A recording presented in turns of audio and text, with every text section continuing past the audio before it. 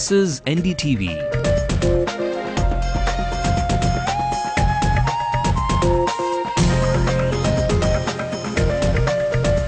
And you're watching Ndtv-Hindu.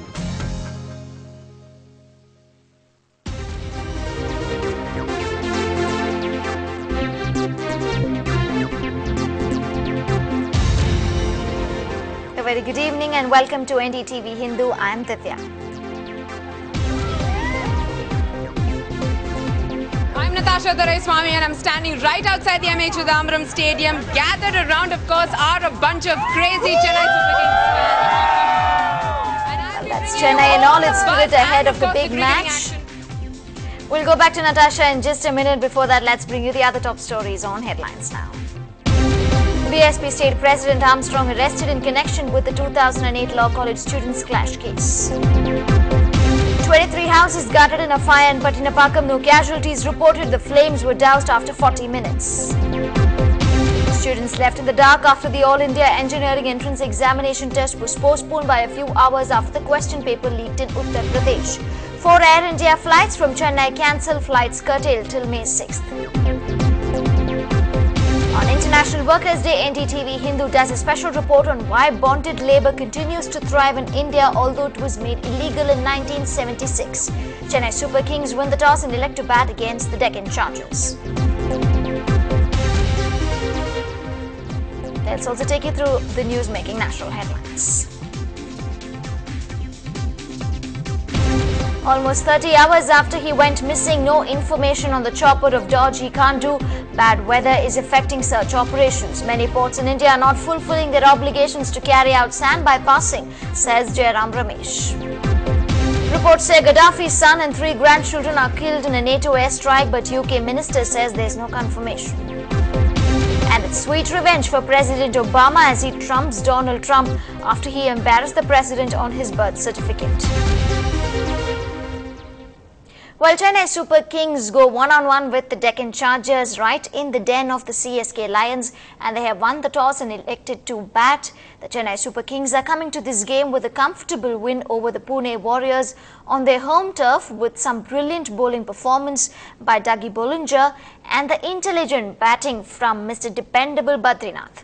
This brought their first away win of the season. On the other side, the visitors Chargers are coming to this game after shocking the Kochi team by defending a low total of 129 runs on a slow track with some intelligent batting from the captain Sangakkara and the brilliance of Ishant. And for more on this, our sports reporter Natasha now joins us live from where all the action is set to happen. Well, Natasha, firstly, was it a good decision for India to, for Chennai Super Kings to choose to bat considering Chennai's humid pitch? Well, Divya, I didn't really hear exactly what you said, but I'm just going to go ahead with answering the facts, really. The fact that Chennai Super Kings has won that toss and elected to bat. It seems to be something that MS Dhoni definitely has in terms of a lucky charm for himself, even when he was captaining the Indian World Cup team, of course, a while ago. But the Chennai Super Kings fans are surrounding me. If I can just get them to...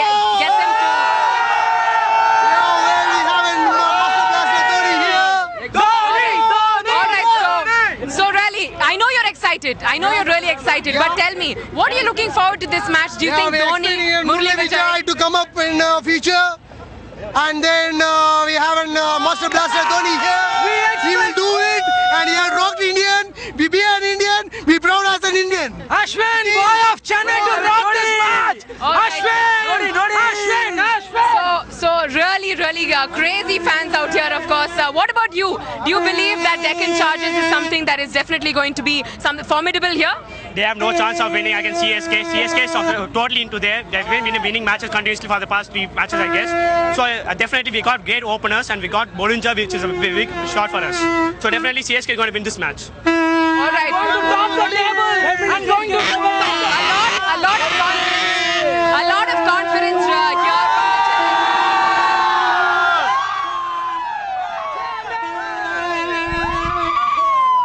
So the fact that, of course, the Chennai Super Kings team is going to be back.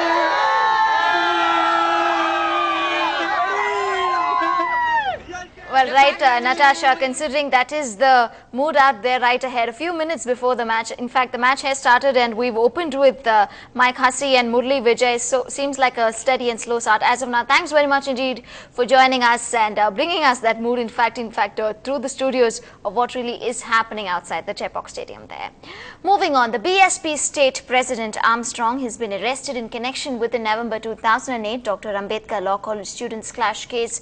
The Joint Commissioner says he was arrested on charges of criminal conspiracy and instigating violence.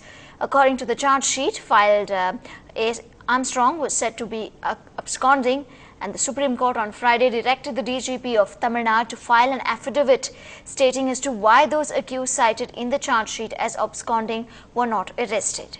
In the wake of this, Armstrong and a city advocate moved the Madras High Court requesting anticipatory bail, but Armstrong's advance bail petition was dismissed.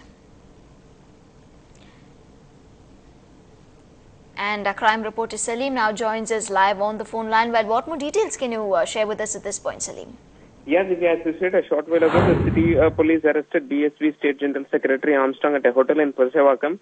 He was produced at the Saidapet court, and it seems that the magistrate asked the police to produce Armstrong at around 10:30 tomorrow in the GT court. Right, Salim, thanks very much indeed for joining us with all those details at this point.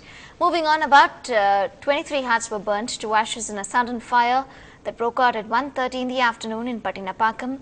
Several LPG cylinders exploded while bikes and cycles were gutted in the fire accident. 3 fire tenders and 4 Metro water lorries were pressed into service.